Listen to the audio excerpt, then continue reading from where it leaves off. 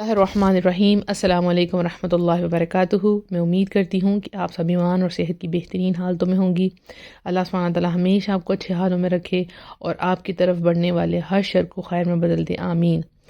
پری رمضان series 2025 کا آج ہمارا ڈے 4 ہے اور آج کا ٹاپک ہے ریپینٹنس یعنی کہ توبہ۔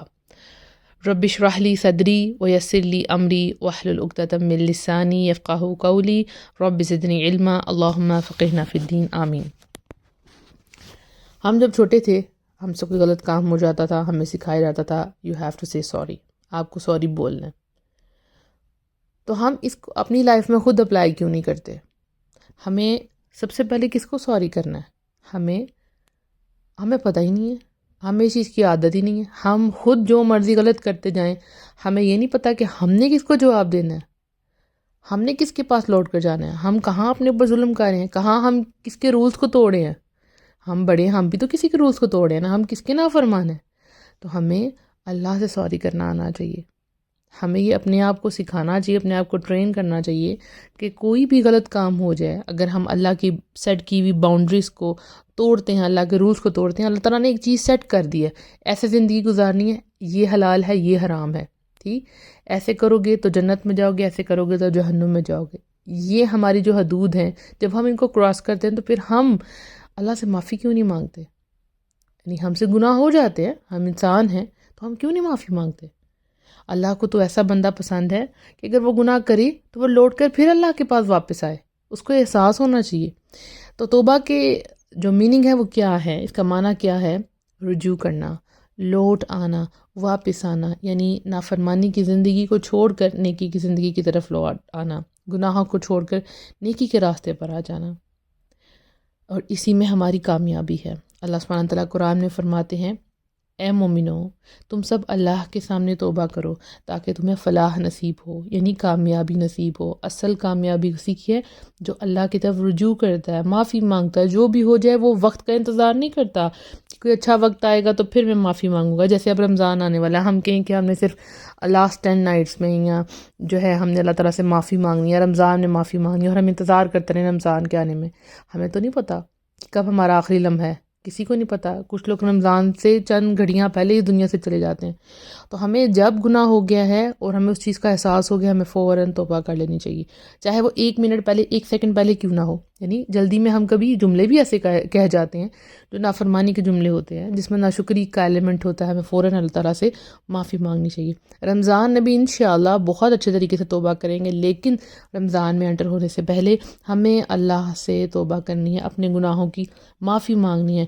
جب ہم معافی مانگیں گے تو کیا ہوگا؟ ہم ہلکے پھلکے ہو جائیں گے، اچھے طریقے سے عبادت کر سکیں گے۔ ورنہ ہوتا کیا ہے، اتنے گناہ ہوتے ہیں تو فرسٹ ڈے جب عبادت کرنے لگتے ہیں تو سوچتے ہیں کہ اب اللہ کے سامنے کیسے حاضر ہوں، پورا سال تو گناہ کیا ہے۔ تو پہلے ہی رمضان سے پہلے ہی توبہ کر لیں۔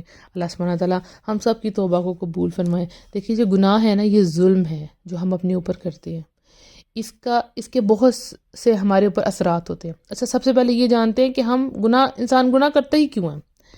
ہمارے اندر جو نفس ہے نا، اس میں دونوں چیزیں ہیں، ایک اچھائی کی طرف انسان کو لے کر جاتا ہے، ایک برائی کی طرف لے کے جاتا ہے، ٹھیک، اور پھر ہمارا تھوڑا سی انکلینیشن، ہمارا تھوڑا رجحان جو ہے برائیوں کی طرف ہو جاتا ہے، کیونکہ اٹریکشن ہے برائیوں میں، ٹھیک، یعنی وہ عارضی لذت رکھی گئی ہے گناہوں کے اندر، ٹھیک۔ تو انسان اس عارضی لذت کو حاصل کرنے کے لیے گناہ کر بیٹھتا ہے۔ پھر انسان کے اوپر شیطان کے وار ہوتے ہیں۔ ظاہری بات ہے کہ جب انسان اللہ کے ذکر سے دور ہوگا تو کیا ہوگا؟ اللہ سبحانہ تعالیٰ فرماتے ہیں، ان لوگوں کی طرح نہ ہو جانا جو اللہ کو بھول گئے، تو اللہ نے انہیں خود اپنا نفس بھلا دیا، یہی لوگ فاسق ہیں۔ جب آپ اللہ کو بھول جائیں گے تو آپ اپنے آپ کو خود ہی بھول جائیں گے، تو پھر کیا ہوگا؟ شیطان آپ کے اوپر وار کرنا شروع ہو جائے گا۔ پھر انسان کی اپنی خواہشات ہیں، پھر اس کے بعد دنیا کی رنگینیاں ہیں، پھر جھوٹی عزت و شہرت کی چاہت ہے، ان سب کی وجہ سے انسان گناہ کرتا ہے۔ تو اس کے انسان کے اوپر کیا اثرات آتے ہیں؟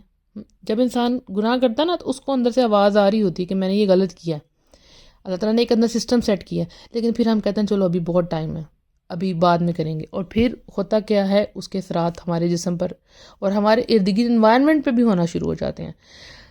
جیسے آپ دیکھیں کہ جو ہم قرآن میں پڑھتے ہیں پہلے قوموں کے قصے، تو جب ان پہ عذاب آتا تھا تو وہ صرف ان پر نہیں آتا تھا، ان کے ارد گرد پہ جتنی چیزیں تھیں، چاہے وہ جانور بھی ہوں، ان کے اوپر بھی وہ چیز ہو جاتی تھی۔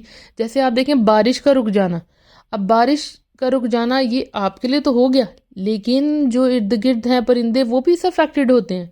اللہ اکبر!